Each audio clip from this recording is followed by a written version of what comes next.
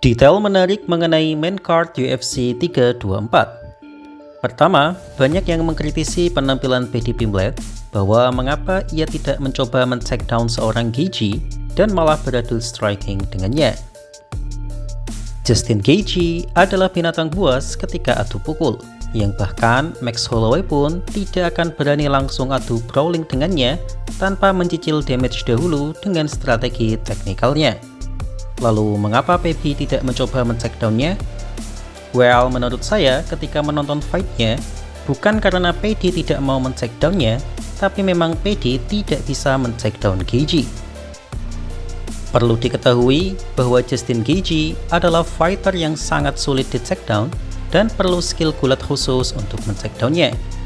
Dan jika ia kena take down pun, maka akan sangat sulit mengontrolnya di bawah. Hal ini karena olahraga pertama Gaethje adalah gulat, dan ia adalah alumni NCAA Divisi 1 atau divisi teratas Liga Gulat Kampus Amerika Serikat. Paddy Pimblett sendiri bukanlah seorang wrestler yang hebat. Jika teman-teman melihat data statistik dalam karirnya di UFC, Paddy telah menembakkan 18 takedowns dan hanya 4 yang berhasil. Dan teman-teman berpikir takedown adalah hal yang mudah yang bisa dilakukan Paddy terhadap Justin Gaethje? Lalu banyak yang mengatakan, jika Gaethje sehebat itu, kenapa ia bisa dikontrol dengan mudah oleh Khabib? Ya, ini Khabib, seorang pegulat MMA yang dari kecilnya sudah sparring dengan beruang dan diakui sebagai salah satu wrestler MMA terbaik dalam sejarah UFC. Menyamakan Khabib dengan Paddy tentu adalah hal yang konyol. Lagi pula, Paddy Pimblett tidak terkenal dengan skill gulatnya, tapi lebih pada submission skillnya. Menurut Islam Makhachev, Paddy memiliki something di ground, tapi dia bukanlah wrestler yang bisa dengan gampang men-take down lawannya, apalagi men-take down seorang Justin Gaethje. Brazilian Jiu-Jitsu Paddy hanya akan berguna jika ia berhasil membawa Justin ke bawah. Tapi kalau Charles Oliveira saja tidak bisa membawa Justin Gaethje ke bawah dengan gulatnya, lalu dari mana ceritanya Paddy mampu melakukannya? Paddy bukanlah fighter jelek, dia bisa dibilang fighter yang cukup bagus. Tapi untuk men-take down dan mengontrol seorang Justin Gaethje diperlukan skill grappling yang lebih tinggi lagi. Bahkan saya ragu Ilia Topuria mampu men-take down Gaethje, tapi memang sangat mungkin meng-KO-nya sih. Kedua, performa Justin Gaethje saat mengalahkan Paddy Pimblett adalah performa terburuk yang pernah saya lihat selama 6 tahun terakhir. Yaps, pertama kali saya menyukai Justin Gaethje adalah ketika ia menghancurkan Tony Ferguson dalam UFC 249 tahun 2020. Dan saya terus mengikuti fight-nya hingga kemarin Ahad. Memang betul ia menang, tapi usia memang tidak bisa bohong. Dibandingkan Justin Gaethje di masa prime-nya, Justin Gaethje di Ahad kemarin tampaknya hanya menampilkan sisa-sisa kehebatannya saja. Tanpa mengurangi respek saya pada Paddy Pimblett, tapi saya rasa Paddy beruntung karena bertarung dengan Gaethje di usia ini. Jika ia bertarung dengan Gaethje di masa primanya, saya tidak bisa membayangkan akan seberapa hancur muka Paddy Pimblett. Dan jika Justin Gaethje tampil seperti kemarin saat melawan Ilia Topuria nanti, maka saya akan setuju dengan pendapat Robert Whittaker yang mengatakan bahwa Gaethje tidak akan menang dari Ilia Topuria. Jika Gaethje bisa kembali tampil saat dia di masa prime-nya, which is sebenarnya hampir mustahil karena faktor umur, bagi saya, Justin Gaethje punya chance 40% untuk menang atas Topuria. Tapi jika ia tampil seperti kemarin, sebagai fansnya saya hanya akan mengandalkan doa saja dan berharap Gaethje tidak terlalu hancur ditampol oleh Topuria. Tapi mengingat MMA adalah olahraga yang sangat sulit diprediksi, maka saya akan berikan peluang 10% Justin Gaethje untuk menang, dan itu faktor keberuntungan. Semoga saja Gaethje bisa tampil lebih baik lagi saat melawan Ilia Topuria nanti. Ketiga, Arman Tsarukyan merasa sangat puas mengata-ngatai Paddy Pimblett atas kekalahannya dari Gaethje. Ia menyebut bahwa mulut besar Paddy tak selaras dengan skill bertarungnya. Arman meremehkan Paddy dengan mengatakan bahwa melawan seorang pria 38 tahun yang masih menggunakan antibiotik saja, Paddy tak mampu mengalahkannya, apalagi menang dari dirinya.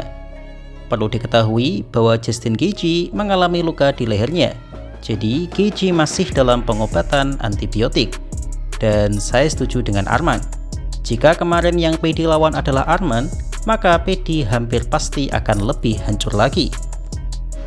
Seperti yang saya bilang di review kemarin, Justin Gaethje sangat bagus dalam men-knockdown lawannya, tapi dia tidak memiliki ancaman submisi atau ground and pound brutal untuk mengakhirinya.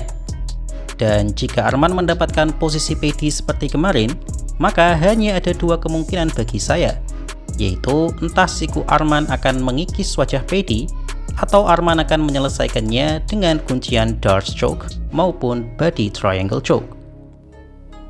Berbeda dengan Arman yang sangat puas membuli Paddy, Topuria tampak kecewa dengan Paddy Pimblett.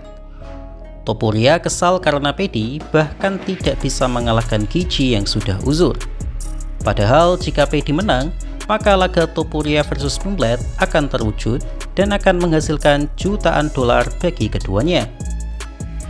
Selain itu, kekalahan Paddy membuat Topuria tampak bodoh dalam membuat analisa, karena sebelumnya diketahui dalam podcast Joe Rogan, Topuria mengatakan bahwa Paddy akan mengalahkan Justin dengan sangat mudah. Joe Rogan pun tak percaya dengan prediksi Topuria tersebut, tapi Topuria kekeh dengan prediksinya. Dan karena Paddy sudah kalah mengenaskan, tak sedikit fans yang membuli Topuria karena prediksinya yang sangat ngawur.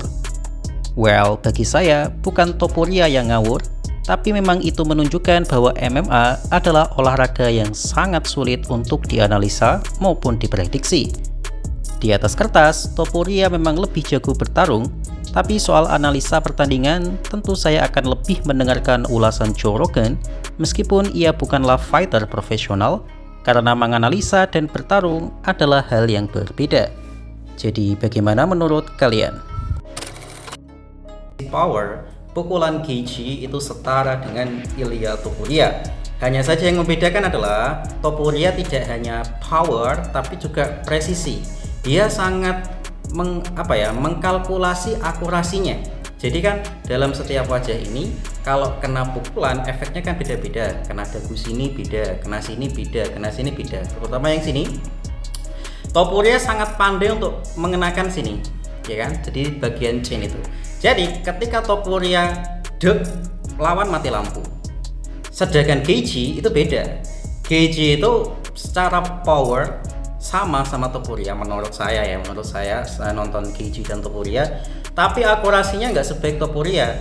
Jadi pukulannya lebih ke brawling. Jadi ngasal mukul, penting kena kepala, dan itu berkali-kali men-knockdown lawannya, tapi lawannya nggak mati lampu. Tapi menurut saya ini secara efek jangka panjang, pukulan Gaethje jauh lebih berbahaya dari Topuria. Untuk menyelesaikan fight, pukulan Topuria lebih jago, tapi untuk jangka panjang Gaethje lebih beresiko. Kenapa seperti itu? Karena ketika Topuria mematikan lampu, wasit akan menghentikan pertandingan sehingga lawannya tidak akan kena pukulan beruntun. Kalau Gaethje enggak, Gaethje itu pukulannya langsung brak, lawan langsung terjatuh kalau kena ya. Tapi karena nggak presisi, lawannya nggak mati lampu. Dan Gaethje itu tidak bisa mengakhirinya di bawah. Itu buruk untuk pertandingan karena seharusnya Gaethje bisa menyelesaikannya, karena berkali-kali seperti itu.